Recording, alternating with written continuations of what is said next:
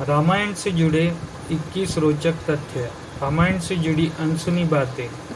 रामायण को हिंदू धर्म का एक पवित्र ग्रंथ माना गया है।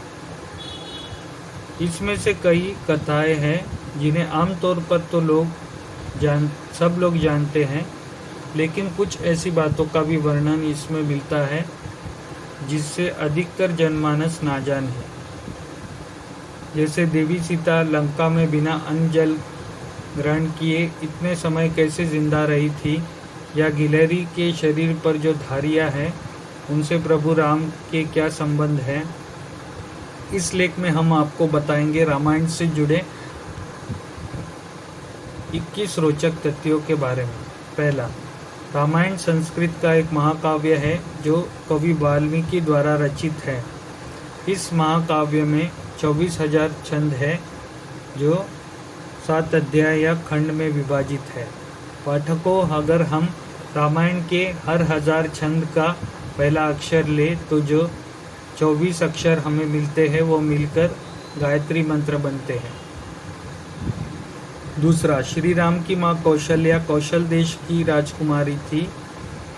इनके पिता का नाम सकौशल व माता का नाम अमृत प्रभा था। पूर्व जन्म में भगवान विष्णु ने कौशल्या को त्रेता युग में उनके गर्भ से जन्म लेने का वरदान दिया था। इसी कारण वो भगवान राम के रूप में इस धरती पर अवतरित हुए। तीसरा, रामायण के कई संस्करण हैं। इन्हीं में से एक आनंद रामायण के अनुसार रावण ने न केवल देवी सीता का अपहरण किया था बल्कि कौशल्या का भी अपहरण किया था। ब्रह्मा जी ने रावण को पहले ही बता दिया था कि दशरथ और कौशल्या का पुत्र उसकी मृत्यु का कारण बनेगा। अपनी मृत्यु को टालने के लिए रावण ने कौशल्या का अपहरण कर उसे एक डिब्बे में बंद करके कौशल्या को एक समुद्र से घिरे द्वीप पर छोड़ दिया था। चौथा, श्री राम की एक बहन भी थी जिसका नाम शांता था, जिसको बचपन में ही कौशल्या ने अपनी बहन वर्षिणी और अंगदेश के राजा गोपद को गोद दे दिया था। इसलिए रामायण में शांता का वर्णन नहीं मिलता। पांचवा, माना जाता है कि देवी सीता भगवान शिव के धनुष को बचपन में ही खेल खेल में उठा लेती थी और इसलिए उनके स्वयंवर में धनुष, जिसका नाम पिनाका था, उस पर प्रत्यंचा चढ़ाने की शर्त रखी गई थी। छठा, एक बार रावण ने जब भगवान शिव के दर्शन के लिए कैलाश पर्वत गए, उन्हें मार्ग में नंदी मिले जिनको रावण ने वानर के मुंह वाला कहकर उसका उपहास उड़ाया। नंदी ने तब रावण को श्राप दिया कि वानरों के ही कारण तुम्हारी मृत्यु होगी। आगे चलकर क्या हुआ ये तो सब जानते ही हैं। सातवां, अपने जीवन के अभियान के दौरान रावण जब स्वर्ग पहुंचा तो वहां उसे रंभा नाम की एक अप्सरा मिली। रावण उस पर मोहित हो गया था। रावण ने उसे छूने का प्रयास किया तो उसने कहा कि मैं आपके भाई कुबेर पुत्र नल कुबेर के लिए आरक्षित हूँ, इसलिए मैं आपकी पुत्रवधू के समान हूँ। पर रावण अपनी शक्ति में इतना चूर था कि उसने उसकी एक ना मानी। जब नल कुबेर को इस बात का पता चला तो उसने रावण को श्राप दिया कि आज के बाद यदि रावण ने किसी पराई स्त्री को उसकी इच्छा के विरुद्ध छुआ तो उसके मस्तक के 100 टुकड़े हो जाएंगे।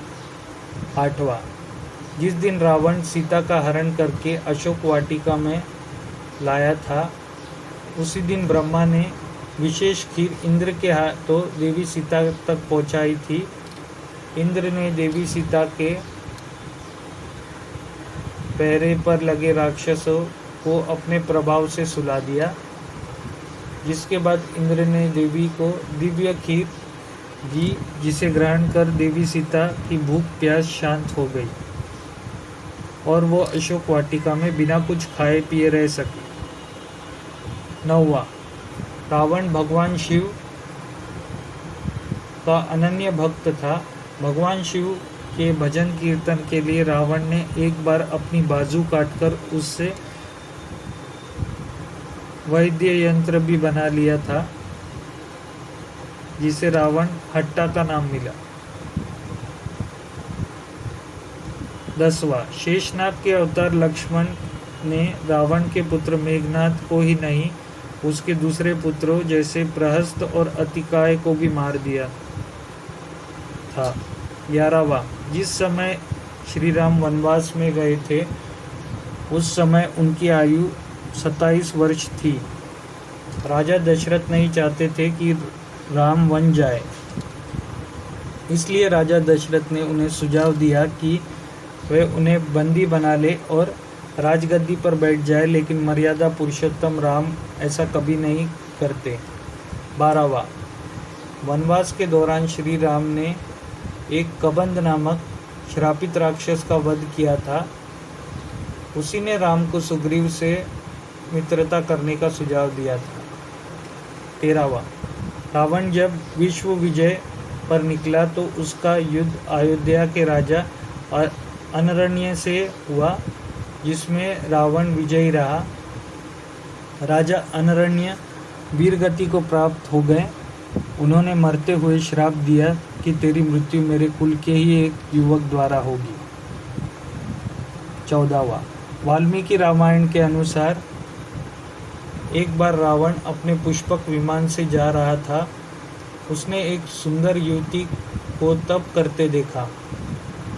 यह युवती वेदवती थी, जो भगवान विष्णु को पति के रूप में पाने के लिए तपस्या कर रही थी। रावण उस पर मोहित हो गया और उसे जबरदस्ती अपने साथ ले जाने का प्रयास करने लगा। तब उस युवती ने रावण को श्राप दिया कि तेरी मृत्यु का कारण एक स्त्री बनेगी, और उसने अपने प्राण त्याग दिए। 15वां, श्री राम के भाई राजकुमार भरत को अपने पिता की मृत्यु का आभास पहले ही हो गया था। उसने स्वप्न में देखा कि उसके पिता काले कपड़ों में लाल रंग के फूलों की माला पहने हुए एक रथ में बैठकर दक्षिण दिशा की ओर जा रहे हैं, और पीले रंग की स्त्रियां उन पर फूलों की वर्षा कर रही है। 16वां, पाताल का राजा अहिन रावण और उसका भाई मही रावण बेहद ही शक्तिशाली असुर थे। अहि रावण ने राम और लक्ष्मण को बंदी बना लिया था। प्रभु राम और लक्ष्मण को बचाने और अहिरावण महिरावण के वध के लिए ही हनुमान को पंचरूपी रूप लेना पड़ा था। 17वां, रावण महाज्ञानी विद्वान था। भगवान राम ने भी उन्हें महाब्राह्मण कहा था। इसलिए जब रावण मृत्यु शैया पर था तब प्रभु राम ने लक्ष्मण से रावण के पास जाकर उसे ज्ञान अर्जित करने को कहा था। 18वां, रावण जब अपने विश्व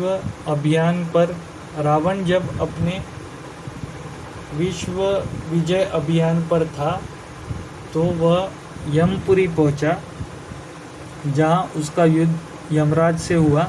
जब यमराज ने उस पर कालदंड का प्रहार करना चाहा तो ब्रह्मा जी ने उन्हें रोक दिया, क्योंकि वरदान के कारण रावण का वध किसी देवता द्वारा संभव नहीं था। 19वां, माना जाता है कि गिलहरी के शरीर पर जो धारियां है वह भगवान राम के आशीर्वाद के कारण है। जिस समय लंका पर आक्रमण करने के लिए राम सेतु का निर्माण हो रहा था, उस समय एक गिलहरी इस काम में मदद कर रही थी। इसके इस समर्पण भाव को देखकर श्री राम ने प्रेम पूर्वक अपनी उंगलियां उसकी पीठ पर फेरी थी। ऐसी मान्यता है कि तब उसके शरीर पर धारियां पड़ गई। 20वां, राम रावण के युद्ध के दौरान भगवान राम के लिए इंद्र ने अपना रथ भेजा था, जिस पर बैठकर राम ने रावण का वध और युद्ध में विजय प्राप्त किया था। 21वां। पाठकों, आपको जानकर हैरानी होगी कि श्री राम का अवतार एक पूर्ण अवतार नहीं माना जाता। श्री राम 14 कलाओं में पारंगत थे, जबकि श्री कृष्ण 16 कलाओं में पारंगत थे। ऐसा इसलिए था कि रावण को वरदान प्राप्त थे कि उसे कोई देवता नहीं मार सकता, उसका वध कोई मनुष्य ही कर सकता है।